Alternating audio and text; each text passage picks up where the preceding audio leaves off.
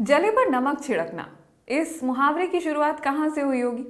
मैंने ढूंढने की खूब कोशिश की, मुझे एग्जैक्टली तो जवाब नहीं मिला, लेकिन एक बात बार बार मेरे जहन में आती रही। वो ये कि नमक में होता है आयोडीन, और घाव का इलाज करने के लिए आयोडीन का इस्तेमाल तो सदियों से होता आ रहा है। तो क्या इसका उस मुहावरे से कोई लेना देना है? नमस्कार, मैं हूं ईशा, आप देख रहे हैं सेहत टॉक। और आज बात पब्लिक डिमांड पर उस टॉपिक की जिसके बारे में आप लोग तब से पूछ रहे हैं जब से सेहत टॉक की शुरुआत हुई है। थायराइड।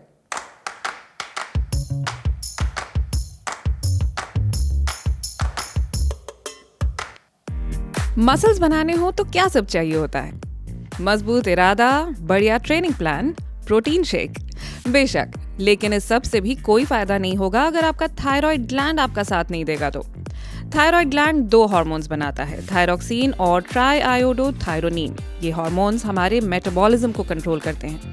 अगर बहुत ज़्यादा थायराइड हार्मोन्स हों तो मेटाबॉलिज्म की स्पीड ज़रूरत से ज़्यादा बढ़ जाएगी। अगर हार्मोन्स कम हों तो रफ्तार बहुत धीमी हो जाएगी और इस खराबी के चलते मसल्स कमज़ोर हो जाएंगे।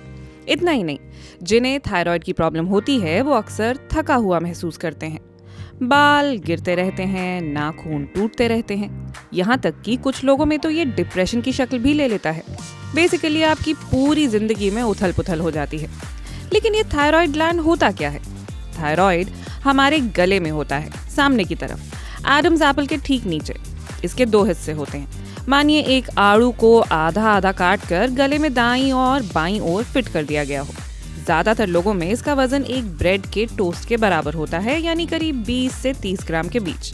इतना छोटा होते हुए भी ये हमारे शरीर का सबसे बड़ा हार्मोन ग्लैंड है। थायराइड जो दो हार्मोन्स बनाता है, T3 और T4, ये इस बात को सुनिश्चित करते हैं कि खाना ठीक से पचे और शरीर को उससे शुगर ठीक से मिल जाए, दिल ठीक से धड़के, बॉडी टेम्परेचर सही बना रहे और पूरा शरीर ठीक से काम कर सके। अगर थायराइड ग्लैंड में सूजन आ जाए तो इससे गॉइटर हो सकता है। ये अक्सर आयोडीन की कमी से होता है और गले में गांठ जैसा दिखता है। इसके चलते सांस की नली दबने लगती है और सांस लेने में दिक्कत आ सकती है। जरूरत से ज्यादा थायराइड हार्मोन्स के कारण बनने वाली गांठ को हॉट नोड्यूल और थायराइड हार्मोन्स के ना बनने से होने वाली गांठ को कोल्ड नोड्यूल्स कहते हैं। कोल्ड नोड्यूल कैंसर की शक्ल भी ले सकते हैं और ज्यादा थायराइड हार्मोन से हार्ट अटैक और स्ट्रोक का खतरा बढ़ जाता है। बहुत ज़्यादा बायोलॉजी हो गई ना, तो चलिए थोड़ा सा ब्रेक लेते हैं और केमिस्ट्री पर आ जाते हैं। हम खाने में नमक डालते हैं, जिसे आम भाषा में टेबल सॉल्ट या फिर कॉमन सॉल्ट कहा जाता है। अब इसमें कॉमन क्या है? कॉमन इसलिए जोड़ दिया जाता है ताकि इसे केमिस्ट्री के बाकी के सॉल्ट से अलग समझा जा सके। केमिस्ट्री लैब में एसिड्स होते हैं, बेस होते हैं, दोनों को जोड़ते हैं तो सॉल्ट बनता है, जिन्हें हम खाते नहीं हैं। कॉमन सॉल्ट को केमिस्ट्री की भाषा में कहेंगे NaCl। Na यानी सोडियम, Cl यानी क्लोराइड। एक पॉजिटिव है, एक नेगेटिव है, दोनों आपस में जुड़े सॉल्ट बन गया। अब ना तो ये Na2Cl है, ना ये Na4Cl है, यानी जितना सोडियम उतना क्लोराइड, 1:1 का रेशो। तो अब आप मुझे ये बताइए कि लो सोडियम सॉल्ट, जिसका आप टीवी में खूब ऐड देखते हैं और जिसे हेल्दी समझकर आप खूब खरीदते भी हैं, वो कैसे बना? क्योंकि सोडियम क्लोराइड से सोडियम निकाल लेंगे तो सॉल्ट तो बनेगा ही नहीं। तो चालाकी यहाँ कंपनियों की ये है कि वो आपको करीब 80-90% तो NaCl ही देती हैं, बाकी बचे 10-20% में वो KCl मिला देती हैं। K यानी पोटाशियम। इस तरह से आप सोडियम थोड़ा सा कम लेते हैं और उसकी जगह पोटाशियम आ जाता है। हालांकि पोटाशियम क्लोराइड सेहत के लिए कितना अच्छा है, इस पर अब भी पर्याप्त रिसर्च मौजूद नहीं है। अब मेरा दूसरा सवाल, NaCl या KCl में आयोडीन तो है ही नहीं, तो फिर आयोडाइज सॉल्ट का क्या मतलब हुआ? सोडियम क्लोराइड के साथ साथ इसमें सोडियम आयोडाइड या फिर पोटाशियम आयोडाइड मिला दिया जाता है। और क्यों किया जाता है ऐसा? क्योंकि आयोडीन लेने से थायराइड को काबू में रखा जा सकता है। तो नमक का नमक, आयोडीन का आयोडीन। अब जैसा कि आपने अभी एनिमेशन में देखा, थायराइड ग्लैंड जब ठीक से काम नहीं करता है तो दो चीज़ें हो सकती हैं। या तो वो ज़रूरत से ज़्यादा T3 और T4 हार्मोन्स बनाएगा, इसे हाइपरथायरॉयडिज्म कहते हैं। या फिर वो ज़रूरत से कम T3 और T4 हार्मोन्स बनाएगा, इसे हाइपोथायरॉयडिज्म कहते हैं। और भारत में हाल क्या है? भारत में हर 10 में से एक व्यक्ति को हाइपोथायरॉयडिज्म है। पुरुषों के मुकाबले महिलाओं में ये दिक्कत 2 गुना है।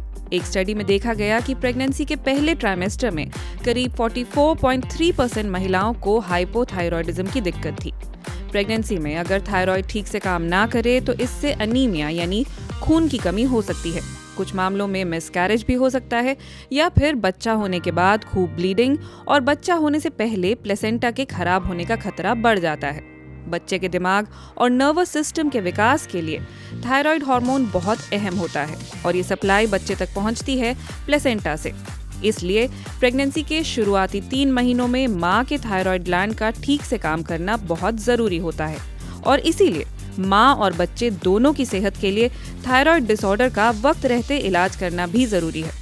नहीं तो डिलीवरी तय वक्त से पहले हो सकती है। जन्म के समय बच्चे का वजन कम हो सकता है, यहाँ तक कि बच्चे की जान भी जा सकती है। पहले ट्राइमेस्टर में जांच कराना खास तौर पर ज़रूरी है क्योंकि शुरू में ही दिक्कत का पता लग जाए तो इन परेशानियों से बचा जा सकता है। तो अगर आपका वजन ज़्यादा है, अगर आपको डायबिटीज़ है या फिर अगर आपके परिवार में किसी को थायराइड की समस्या है तो आपको डॉक्टर से बात ज़रूर करनी चाहिए। ब्लड टेस्ट में T3 और T4 का मतलब क्या है, ये अब आपको समझ में आ ही गया है। मैं हमेशा हार्मोन्स की बात करती रहती हूँ। सोचा था आपने कि T3 और T4 भी हार्मोन्स ही निकलेंगे? और हार्मोन्स का ख्याल कैसे रखना है ये मैंने आपको पिछले एपिसोड में बता ही दिया था। क्या था वो? अच्छा खाइए, खूब सोइए, एक्सरसाइज कीजिए, दोस्तों से मिलिए, खुश रहिए और ऑफ कोर्स सेहत टॉक के वीडियोस को शेयर करते रहिए। अगले हफ्ते आपसे फिर मिलूंगी। नमस्कार।